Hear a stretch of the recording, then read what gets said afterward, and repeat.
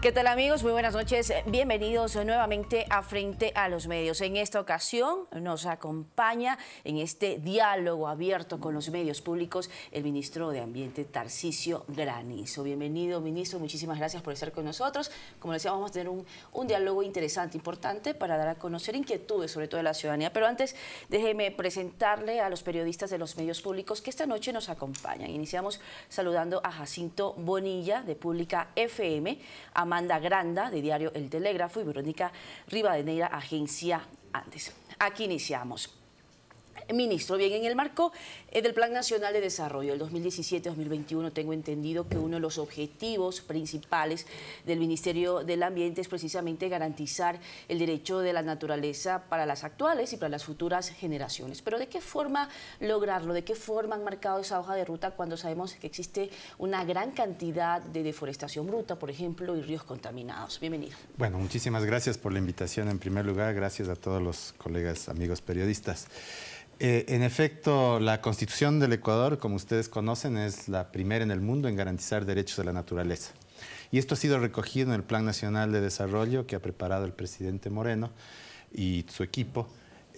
Y uno de los objetivos es precisamente, como parte de este Estado de Derechos que tenemos, pues el derecho a un ambiente limpio, a un ambiente saludable, el derecho de la naturaleza. Pero dentro de esos ejes me imagino que deben haber marcado alguno con gran importancia. Por ejemplo, tengo algunos datos que precisamente los recogíamos de varias de sus expresiones anteriores. 94 hectáreas por año en deforestación bruta, un alto porcentaje también de ríos contaminados. Y de hecho, una de las preocupaciones que se involucraron dentro de esta consulta popular era la concesión de la minería, ¿no? Sí, bueno, el Ecuador es un país es un país megadiverso, es un país de una altísima diversidad, pero eso no quiere decir que no tenga problemas serios. Uno de los problemas serios que usted mencionó son 90.000 hectáreas de deforestación anual, de deforestación bruta anual, es decir, la deforestación total del país. Más de 100 ríos contaminados probablemente, muchos de ellos por desechos producidos por las ciudades, por los botaderos a cielo abierto. Tenemos más o menos la mitad de los gobiernos autónomos centralizados todavía con botaderos de basura a cielo abierto. Y tenemos, por ejemplo, en el tema minero, que es uno de los temas que nos preocupa fundamentalmente, más de 1.200 concesiones mineras que no están regularizadas porque no tienen los permisos ambientales. Esa es una situación que queremos cambiar. Esas son las situaciones que queremos cambiar a través de este programa que va a lanzar el presidente en pocas semanas, que se llama Reverdecer Ecuador. Vamos luego a profundizar precisamente sobre este programa que se va a lanzar en nuestro país. Vamos a darle paso en este momento a Jacinto Bonilla, que tiene otra pregunta para usted, ministro. Ministro, para cuidar el ambiente hay que educar a la gente. ¿Cómo se ha preparado el ministerio a su cargo para enfrentar este tema de la pedagogía pública, educar a los chicos, a las nuevas generaciones en la defensa del medio ambiente? Bueno, muchas gracias. Uno de los pilares fundamentales del programa Reverdecer Ecuador es precisamente el de la educación ambiental. La educación ambiental está entendida no solo como un tema de educación formal, sino también dentro de lo que es la educación informal y la no formal, a través de campañas, etc. Una de las cuestiones que estamos llevando a cabo es una estrategia nacional de educación ambiental. Es una estrategia nacional que le estamos preparando de manera conjunta con diferentes instituciones de diferente tipo, con la sociedad civil. Y por el otro lado, hemos firmado un convenio con el Ministerio de Educación para que en la currícula de los estudiantes de primaria y secundaria el tema ambiental esté presente con mayor fuerza. Muchísimas gracias, ministro. Vamos a darle paso en este momento a Amanda Granda, Diario El Telégrafo, que tiene otra interrogante para usted. Ministro, ¿qué tal? En el tema este de reverdecer Ecuador, específicamente en las áreas protegidas, ¿también se necesita reverdecer? ¿Cuánto se necesita reverdecer en estos espacios? Bueno, las áreas protegidas, como su nombre lo indica, son áreas que precisamente tienen esa categoría porque están en muy buen estado de conservación. Las áreas protegidas son todos aquellos parques nacionales, reservas ecológicas, reservas biológicas, que en total suman más o menos el 20% del territorio nacional.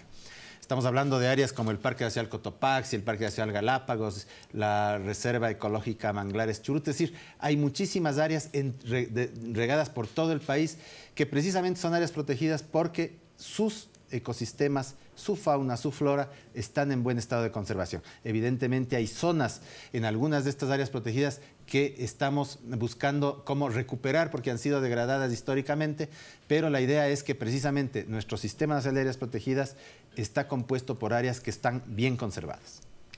Bien, vamos a darle paso en este momento a Agencia Andes. Verónica Rivadeneira tiene otra pregunta. Muchas gracias, Mariuxe, ministro. Quisiera consultarle respecto a lo que es la biodiversidad como recurso y sector estratégico, por un lado, y por otro lado, ¿qué significa recuperar tierras degradadas y cuánto se calcula, cuántas hectáreas estarían degradadas en el país y si es que estas son las causantes de deslizamientos de tierra, por ejemplo? Bien, voy a empezar con la segunda pregunta.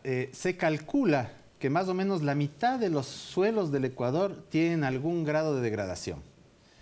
Y más o menos un 20% al 25% son áreas que están francamente degradadas. Cuando uno visita, por ejemplo, el centro de la sierra, ciertas zonas semiáridas de Tungurahua, de Cotopaxi, de Chimborazo, se puede ver áreas degradadas. Cuando se va, por ejemplo, a la provincia del Oro, ciertas zonas semidesérticas, son zonas que están degradadas, que tienen procesos de erosión.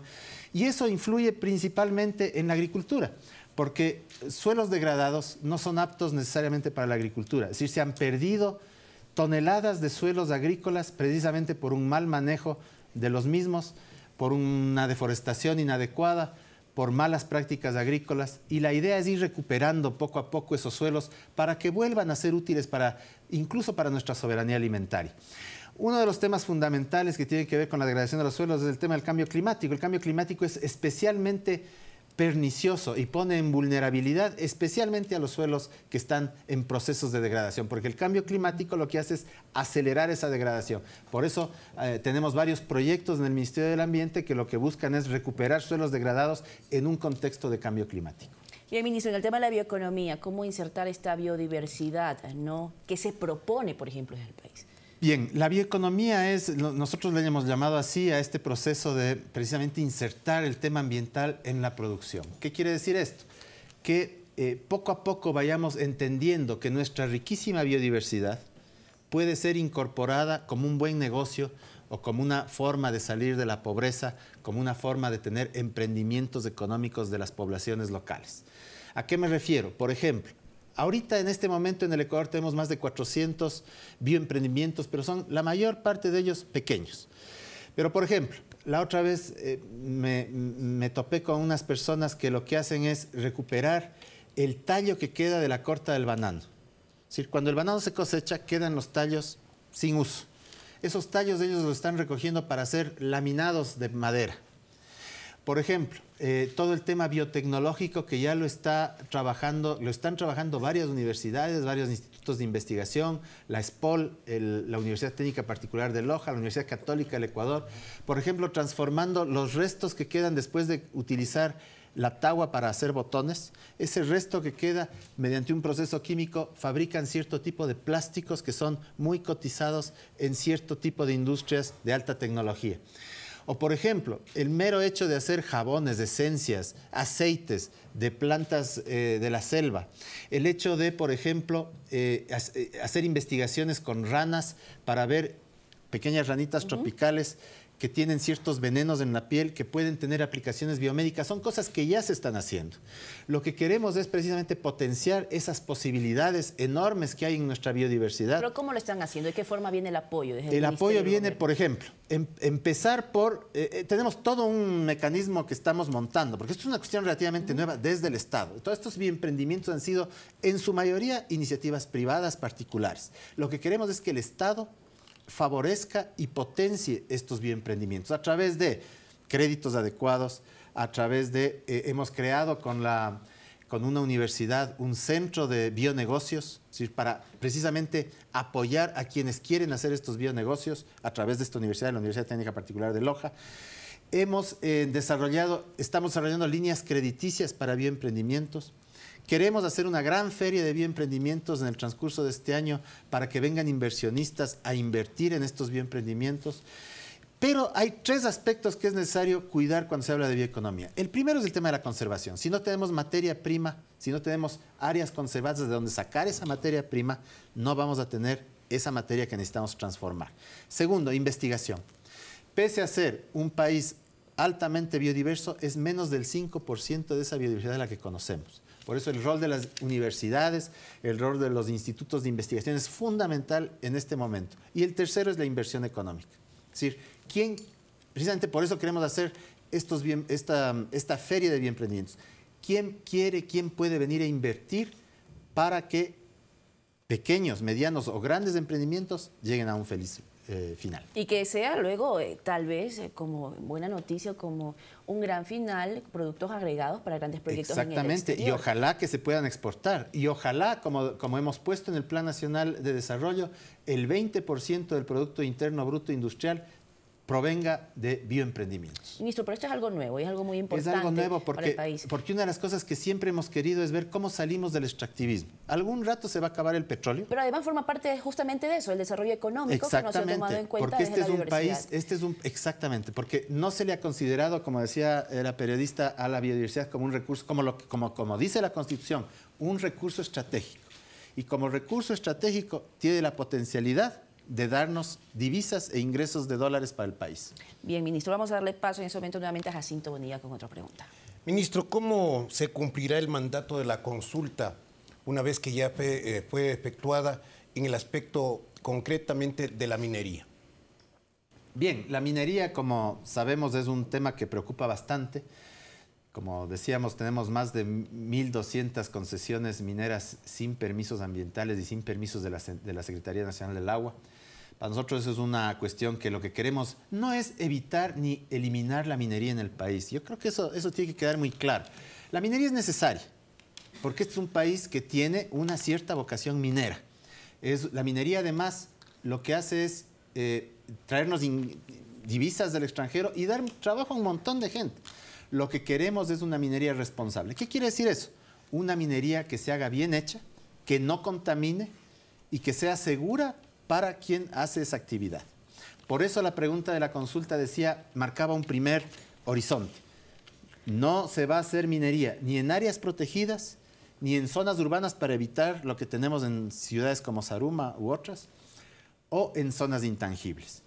Lo que queremos ahora es dar un siguiente paso y ver qué otros sitios del país, en acuerdo con el sector minero, en acuerdo con los gobiernos autónomos centralizados, en acuerdo con el Ministerio de Minería, también son excluidas de la actividad minera porque son zonas de recarga acuífera, hídrica, zonas importantes para el agua, zonas importantes para la biodiversidad o para, por ejemplo, ciertas cuestiones espirituales de los pueblos indígenas. Eso es lo que tenemos que sentarnos a discutir. ¿Qué sigue ahora? Pues en términos de la pregunta, simplemente modificar la Constitución, tal como lo dice la pregunta, y continuar con este tema en lo posterior. Con respecto al Yasuní, no es la pregunta del referéndum, sino de consulta. Si está de acuerdo en que la explotación en el ITT se reduzca de 1.030 a 300 hectáreas y que se amplíe en compensación a eso la zona intangible en al menos 50.000 hectáreas.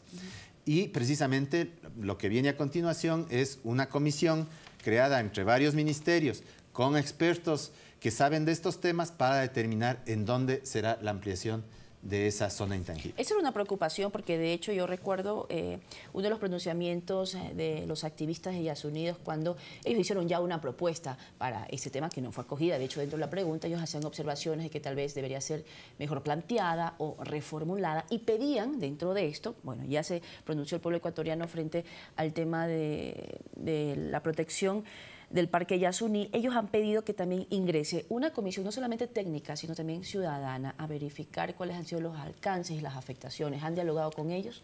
Sí, nosotros hemos tenido un par de diálogos con los Yasunidos desde el inicio de nuestra gestión en el ministerio. Les hemos invitado a que asistan, a que vayan a conocer cómo se hace la explotación en el ITT.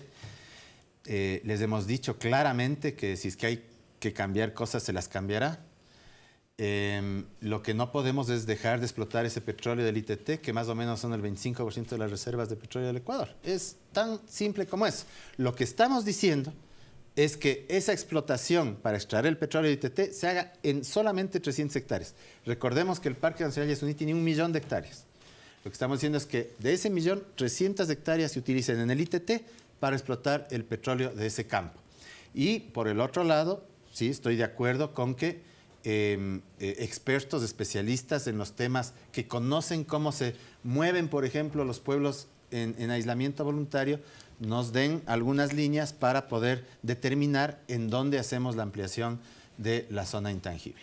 Bien, ministro, vamos a dar paso en este momento a Amanda Granda, Diario El Telégrafo.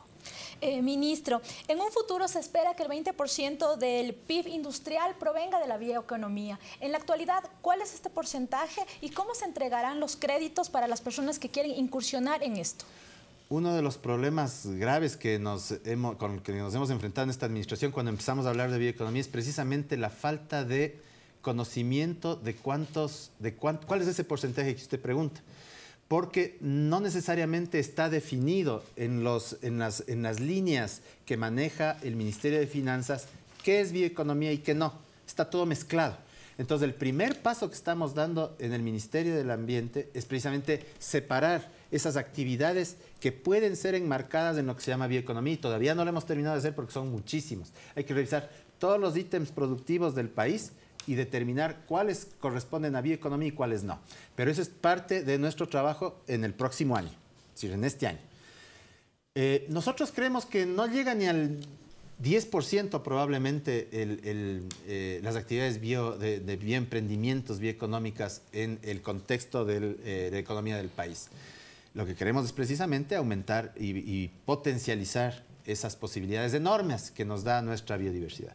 Verónica Rivadeneira, Agencia Andes, tiene otra pregunta.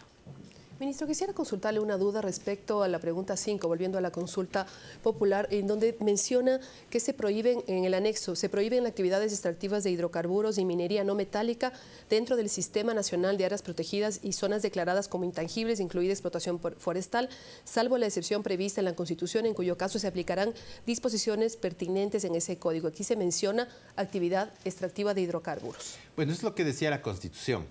La Constitución lo que decía es que no se pueden explotar ni minería ni recursos hidrocarburíferos en áreas protegidas, a menos que se declare de interés nacional y se pase por un proceso en la Asamblea o una consulta popular. Lo que estamos quitando de ese artículo de la Constitución es precisamente esa excepcionalidad en lo que se refiere a minería metálica, en cualquiera de sus fases. Porque antes decían, no estamos explotando, estamos solo explorando.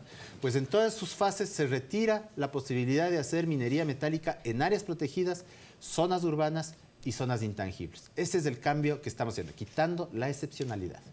Ministro, otra de las preocupaciones también siempre ha sido durante muchos años, que yo recuerde también los propósitos de los GATS, de los municipios, de las prefecturas, es de qué forma nuevamente recuperar esos espacios que son utilizados como botaderos de basura, ¿no? Que es una gran preocupación ambiental. En el caso de los GATS, ¿cómo ha sido la participación, cómo ha sido la colaboración de estos botaderos en cielos abiertos? Sí, eso es una cuestión que es bastante preocupante. 49% de los gobiernos autónomos centralizados todavía tienen botaderos a cielo abierto y eso es algo que queremos cambiar. Eso es una competencia de los gobiernos autónomos centralizados. Hay gobiernos autónomos descentralizados que han hecho las cosas bien hechas. Hay incluso GATS que han ganado premios internacionales, premios nacionales y premios internacionales por su buen manejo de basura. Lo que queremos es acompañar a los gobiernos autónomos centralizados, a los municipios, en este proceso de cierre técnico, porque no es cuestión de dejar de tirar basura. Hay que realizar un estudio. Hay que hacer, y hay además que resolver ese problema que ya está, haciendo un cierre técnico y convirtiendo al botadero en un centro de manejo de desechos sólidos. Si logramos hacer eso, ese es el primer paso. El siguiente paso después de eso, y que ya algunos gobiernos autónomos centralizados lo están haciendo, es dándole un valor agregado a esa basura. La basura puede ser un buen negocio. Por eso se hace reciclaje, para poder reutilizar las cosas que se botaron. Y eso es plata, es dinero, es inversión, es negocio. La misma basura orgánica puede ser transformada en abonos o en bioles o en otras cuestiones que ayuden a la agricultura. Contaba hace un momento que hay personas ahora que se pelean por las llantas viejas porque les dan un uso.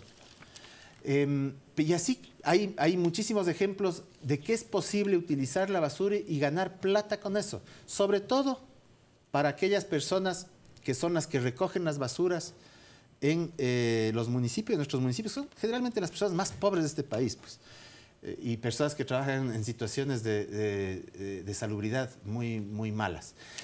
Para ellos es que queremos también tener bioemprendimientos que les permitan hacer una utilización de esa basura y poder hacer un negocio con ella. Ministro, pero yo imagino que, yo recuerdo que el año pasado, por el mes de octubre, puede ser, o noviembre, se realizó nuevamente esta conversación entre el AME y el Ministerio del Ambiente para dar un plazo precisamente a este cierre técnico. Una de las posibilidades era la construcción también de celdas emergentes. ¿En qué quedaron esos plazos? Porque también una preocupación de los GATS era, ellos decían, es la reducción de los recursos y el presupuesto que tenemos. Sí. En efecto, ese es un tema que los GATS han venido, digamos, diciendo que como tienen menos recursos, ellos pueden invertir menos en este tipo de cosas. Una de las cosas que yo quisiera ser muy claro, y en eso hemos sido muy claros en el Ministerio del Ambiente, es que nosotros quisiéramos que los pocos recursos que tienen los utilicen primero en 2 o 3 cosas. Primero, garantizar el agua para la gente, agua segura para todas sus poblaciones. Segundo, en resolver el tema de los botaderos. Y tercero, el tema del saneamiento de las aguas, es decir, las aguas servidas. Esas 3 cosas deberían hacerlas antes que cualquier otra obra en las ciudades. Antes que hacer bordillos, antes que hacer estadios, antes que hacer coliseos, deberían terminar esas 3 obras primero. Eso les hemos dicho. Ya se les ha vencido 2 o 3 veces el plazo a los gobiernos autónomos centralizados. Y nos hemos vuelto a sentar y estamos apoyando a varios gobiernos autónomos centralizados, sobre todo aquellos que están reunidos en mancomunidades, porque una mancomunidad, que es un grupo de municipios que se unen con un fin común, les resuelve mucho en tema de costos el tener un solo centro de manejo de desechos para todos esos municipios. Pero ya les hemos dado un nuevo plazo para que cumplan con esa situación del cierre técnico de los botaderos, que es el primer paso. Caso contrario, serán sancionados. Bien, ministro, muchísimas gracias. Vamos en este momento a otra ronda de preguntas con nuestros compañeros de los medios públicos. Jacinto Bonilla. ¿Cómo va a trabajar el Ministerio del Ambiente en este proceso por darle a la gente mayores posibilidades de explotación económica? Cuando se talan los árboles, estas personas que son los propietarios de los terrenos necesitan trabajar, necesitan vivir. ¿Cómo está programada la reforestación a mediano y largo plazo? Sí, precisamente una de las cuestiones que nosotros no somos de un ministerio que diga que no se toque las cosas. Es decir, por ejemplo, si tenemos nuestro Sistema Nacional de Áreas Protegidas, en las áreas protegidas hay zonas en donde no se puede tocar, evidentemente hay otras zonas en donde sí. Pero lo que nosotros estamos promoviendo es que fuera de las áreas protegidas haya un manejo sustentable de la madera, del bosque. Nosotros tenemos un proyecto que es emblemático que se llama Sociobosque. Es un proyecto que tiene 1,5 millones de hectáreas bajo manejo. Son bosques que son comunitarios y privados. 1,5 millones de hectáreas es un 50% más grande que el Parque Nacional Yasuní, que es el más grande del continente. Entonces, es un proyecto absolutamente importante para nuestra naturaleza. Pero estamos cambiando el modelo de gestión porque no queremos solo tener el bosque en pie, queremos que la gente utilice ese bosque. Entonces, ¿qué es lo que estamos haciendo? Cambiando todo el modelo de gestión del tema forestal en el país. Porque antes a lo único que nos dedicábamos con éxito es a poner controles en las carreteras y quitar la madera ilegal, la que no tiene permisos. Y hemos tenido éxito, pero no es suficiente. Lo que queremos es promover un manejo forestal sostenible, que la gente haga uso de esa madera, que la gente haga uso de los servicios no maderables del bosque. El bosque tiene un montón de cosas más allá de la madera. Después, un buen sistema de trazabilidad, es decir, de seguimiento de esa madera que sale de un bosque protegido, de un bosque manejado por la gente, y que llegue al destino final, es decir, a los aserraderos, y que en los aserraderos solo haya madera legal.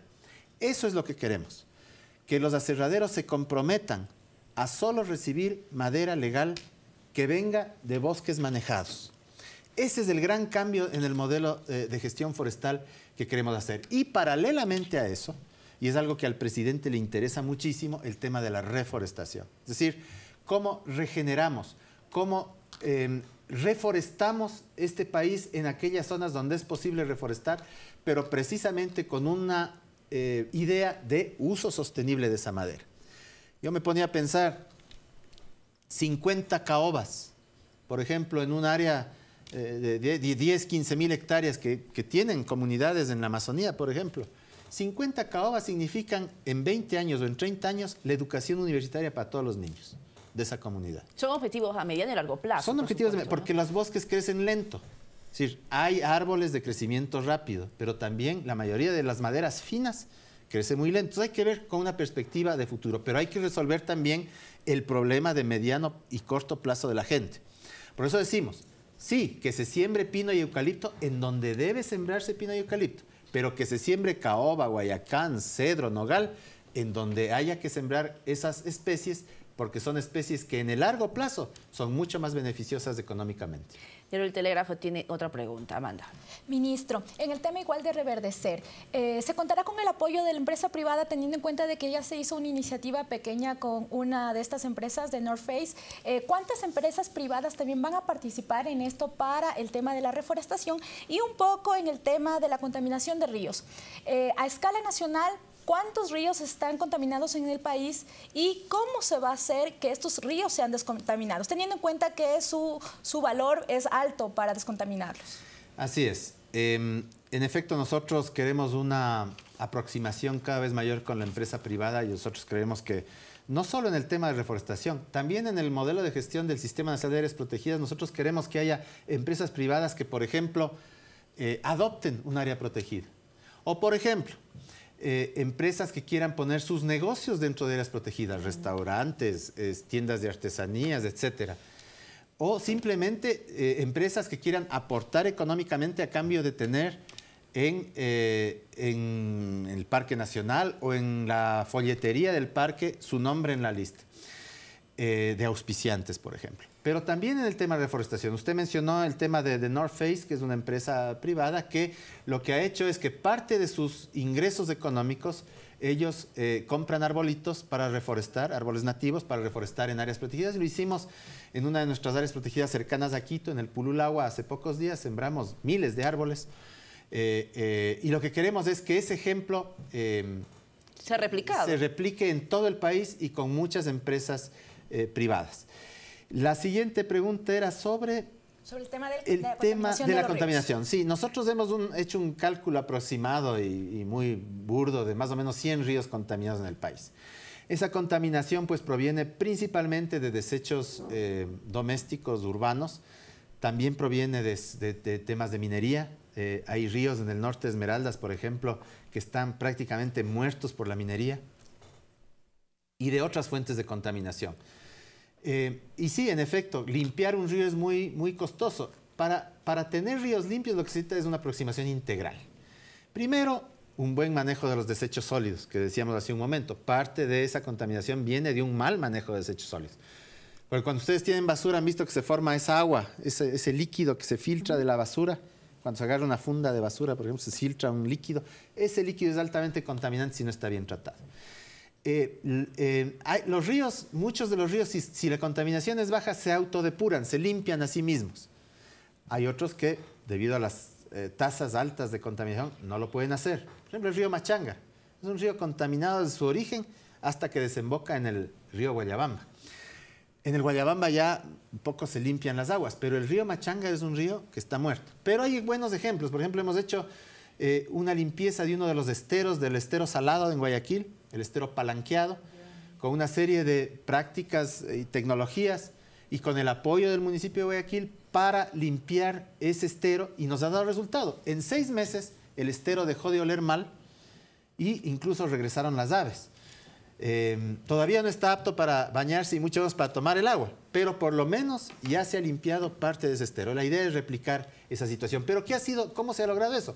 Con un trabajo conjunto con los gobiernos autónomos centralizados, con la empresa privada y con la gente que vive a las orillas del estero. Ministro, se ha acabado el tiempo, 30 minutos han pasado volando, importantes anuncios que se han dado, pero quisiera, por favor, si solamente en segundos me dice, existe también proyectos para la educación ambiental, precisamente para ratificar esas generaciones futuras que garanticen la naturaleza. Así es, hemos hecho un convenio con el Ministerio de Educación para insertar en la currícula de los chicos de escuelas y colegios del tema ambiental.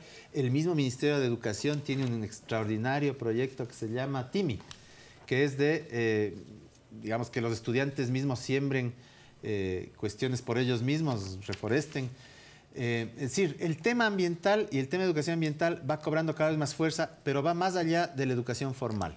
Va también a la educación informal, a la educación semiformal. Es decir, es un tema que debe ser reiterativamente implementado en todo el país. Bien, ministro, muchísimas gracias. El ministro Tarcisio Granizo, ministro del Ambiente, ha compartido con nosotros, con los periodistas de los medios públicos y ha respondido a las diferentes inquietudes. Tendremos posiblemente otra oportunidad para seguir profundizando con estos temas que todavía faltaron poner sobre la mesa.